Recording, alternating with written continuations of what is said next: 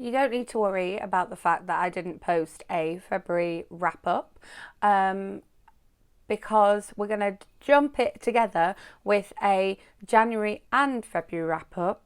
So welcome to my reading wrap up of the first 2 months of the year. Welcome back, or if you are new here, welcome. My name is Katrina and I make bookish content here on this channel every week, which is the thing I normally say, but I'm aware that I have not given you any bookish content for a little while, so apologies that I have not been making bookish content here on this channel every week, but you have a new video today. If you would like access to any of my social links, they are always in the description box below, including my blog and my Goodreads, where I will be trying to update a little bit more. In case you can't hear from the sound of my voice, I have been a little bit ill and a little bit busy, and this has just contributed to the fact I've literally only just realised now that I never posted a February TBR for you, but that doesn't matter because it's basically going to be the same as my March TBR as well, because as you will note in a moment, I did not read that much in the month of February. So let's talk about what we have read so far in 2024. As always, I will try and break it down into ebooks, physical books and audiobooks, with audiobooks being always my biggest category. However, there is something from every category. So let's start off with Seven Summers by Paige Toon, which I did want to be my very first book of the year and ended up being sort of read within the first week of the year, so we're definitely counting it. This one is 6 Summers to Fall in Love, 1 Summer to Change It All, and this one I got to like literally the last like 6% of the book, got to like 94%, and I was like, Paige Toon, you've not made me cry. What is going on? And then it broke me in that last like 6% of the book. So if you are looking for something to get your teeth into, this one is released on, I believe, the 29th of March. So this one is coming up. I will highlight it in my March TBR. But I read this one in the first week of 2024, and it was a great book to start the year with. If you're looking for, a rom-com that goes that little bit deeper and will make you cry, then this one is definitely for you. And then I also read a book which I am blaming. I'm not being apologetic about blaming this because it is a good thing, but essentially I am blaming this one for the fact that I didn't read anything basically in the month of February, because this one gave me such a book hangover. Now I do have a proof of it, which I talked about in my January TBR, and I showed you that one, but I'm going to show you the finished cover because the finished cover has since been released. So this is the finished cover of Every Move You Make by C.L. Taylor, which also comes out on the 29th of March and is a book about stalkers, which I never thought I would find myself reading, but is such a fantastic thriller. You literally can't put it down, and you have ideas about who's doing what to whom. And C.L. Taylor was just such a good job of twisting and revealing and just keeping you on the edge of your seat. And this one, yes, basically has given me a book hangover that's lasted the entire month of February. And I read this like mid-January, like the term hadn't hotted up that much yet. I was still having time for a little bit of reading before work. But yeah, the only way to stop a stalker is to become one yourself. It's just so good. Highly, highly recommend. These books will all be linked in the description box below, so you could pre-order yourself this one and do yourself a favour and do it, because it's so good and gave me such a bad book hangover. So good. So good. So that was a physical proof that I read. And then the other ones, I don't know if you can see that there's a big gap behind me on the shelves. We're going to have to sort of reach over here. So let me show you. Well, first of all, let me show you the one that I read that's technically a Christmas book, but I was reading it. This was actually the first book I read of 2024. So this is A Christmasaurus Carol. Started reading it on the 1st of January, finished reading it on the 2nd of January.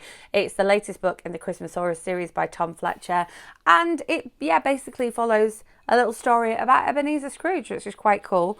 But as always, A Christmasaurus book has a gorgeous naked book, gorgeous end pages, and of course gorgeous illustrations throughout.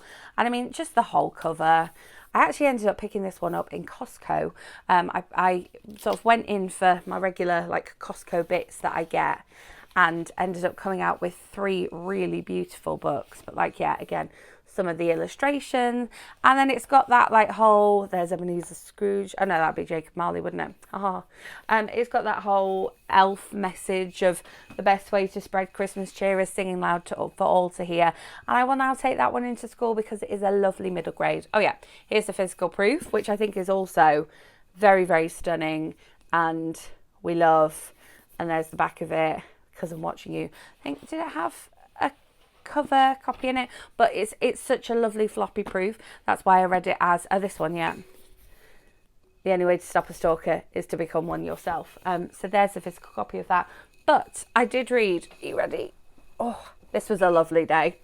I sat down and read the Heartstopper series so I could finally read book 5, which came out in December.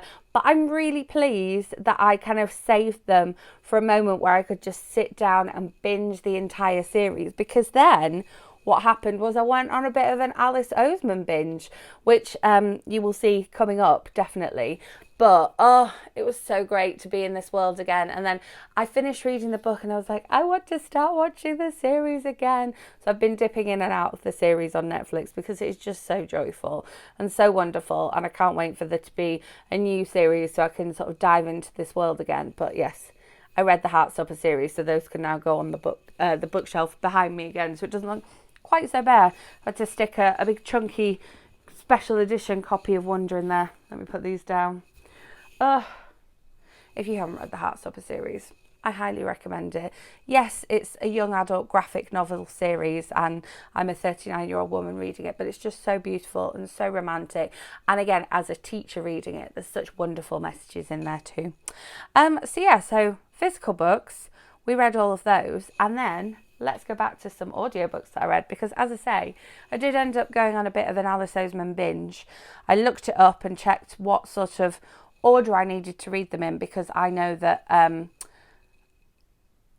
Charlie's sister features in Solitaire, and so I knew that would be the next full-length novel I would read next. So what I read was This Winter. This one came next, which kind of bridges the gap between I think the prologue of Solitaire comes first, then there's This Winter, and then I listened to Solitaire, which I thought was really good. So Tori, Victoria Spring, features in this one, and I really, really enjoyed this one. It's a bit darker than Heartstopper, but again, it still has that same kind of vibe going for it, because obviously it's the same author, and so I did really enjoy reading this one. And then I believe then Nick and Charlie comes after Solitaire. So I then read Nick and Charlie, and I listened to all of these on audiobook, because my library back in Denver, which I'm still a member of because I still access all of their wonderful online content to get ebooks and audiobooks, they had all of them available, so I read all of them. My one that was on my TBR for January for being my non-fiction read of the month was If You Would Have Told Me by John Stamos, which I started reading during Bout of Books. I'm going to post my Bout of Books readathon reading vlog. It'll either be the one directly before this video, or it'll be the one directly after this video. So make sure you subscribe so you don't miss out on that one, because you can see me reading all of Heartstopper and the Christmasaurus, and then starting this one but not finishing it. So this one was interesting. I will admit that I sort of picked this one up because I discovered John Stamos when I was binging my way through ER, which I did, must have been around about 2004, 2005, because I was definitely at uni and I was borrowing either the videos or the DVDs from the Blockbuster down the street. There's when I sort of discovered John Stamos, because I wasn't into Full House, and I've subsequently watched Full House.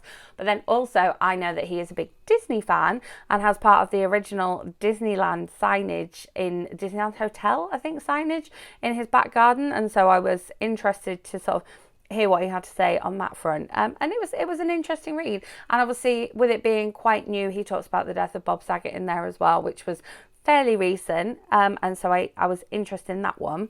And then my February non-fiction book that was on my February non-fiction February TBR, so was the non-fiction book that I actually put on my TBR, because I'm being very deliberate about making sure that I put a non-fiction book on my TBR each month and don't just happen upon it, because every time I read non-fiction, it brings me so much joy, and it's a really good balance from like these thrillers that give me book hangovers, and this is probably the one that did get me out of the book hangover to some extent, but also then if you've read something sickly sweet or read something that was quite intense, it can be a nice kind of segue into another book without jumping straight into someone else's story.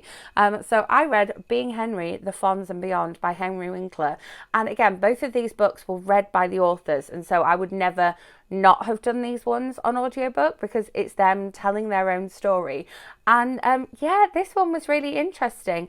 There was points that I like knew nothing about. I used to love watching Happy Days, and I went to see the Bronze Fonz when I was in Milwaukee to go and like see that statue of, you know, the Fonz, Henry Winkler.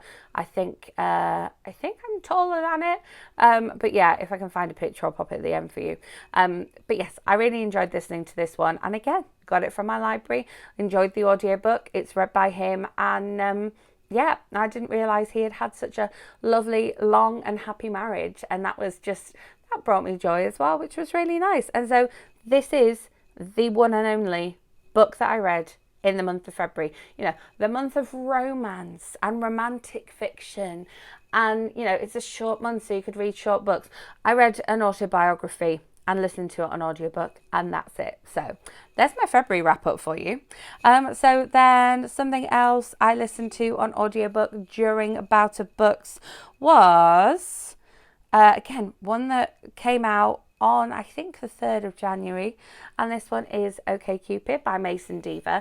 I've read one other Mason Deaver book before, but I really enjoyed this one because it was slightly It's a Wonderful Lifey, but also romance and angst and queer romance, and a story about people who are cupids, a bit like, you know, in It's a Wonderful Life, Clarence is one of the angels, one of the many angels, and it gave me those kind of vibes, but I just really enjoyed it. And again, got the audiobook from my library, they had it ready, it was amazing, and I just really, yeah, loved this one. And then my final library audiobook, and something which had been on my TBR for a couple of months because I was trying to, do you know what, I haven't even started this series yet. I was trying to finish reading the series so that I could watch the series. See, this is how busy it's been. I forgot that I was meant to be watching this series. So that I could watch the series on Amazon Prime. And this is We'll Always Have Summer by Jenny Han. And this was the final book in the this trilogy that is now a series on Amazon Prime, and so I will be, now I've remembered, watching it and bringing you a book versus movie video, that's the words, here soon on the channel. So again, make sure you've hit that notification bell so that you don't miss out on those. Summer I Turned Pretty, It's Not Summer Without You, and now finally have read We'll Always Have Summer. So altogether 1, 2, 3, 4, 5, 6, 7, 8, 9, 10, 11, 12, 13 books in the month of January, and 1 book in the month of February. It's still not a bad start to the year. I think on Goodreads I'm still ahead of my goal, so it's not too bad. But Callie Taylor giving me such a massive book hangover that I couldn't read anything. I love the fact that I've kind of made my class aware of what a book hangover is as well, because we're currently starting a new class novel, and one of my pupils said to me, I think this book is going to give me a book hangover. It's so good. They are so into it, and it makes me so happy. So that one will probably be on my April wrap up, I'm thinking. So as I said before, all the books that I've talked about will be linked in the description box. Apologies that you've not had consistent videos from me. I'm hoping to kind of bulk film some today so that you've got some coming up, because it's just been a whole like perfect storm of tiredness and illness and not being here and not being able to film, and just I didn't have any voice. So yeah, so fun being able to be a teacher as well. I will be back with yes, that bout of books, reading vlog for you, some book versus movie videos, and of course some movie reviews at the weekend, because the Oscars are, or have, depending when this is posted, I can't remember when it's going up, been and are imminent. So I will be talking about some of those Oscar nominated movies as well. So make sure you are subscribed and have hit that notification bell so you don't miss out on any of my future content, and keep up with my reading in between times on my Goodreads, on my blog, on my socials. And yes, I will see you with another video very soon, promise. And yeah, thanks for watching. Woo!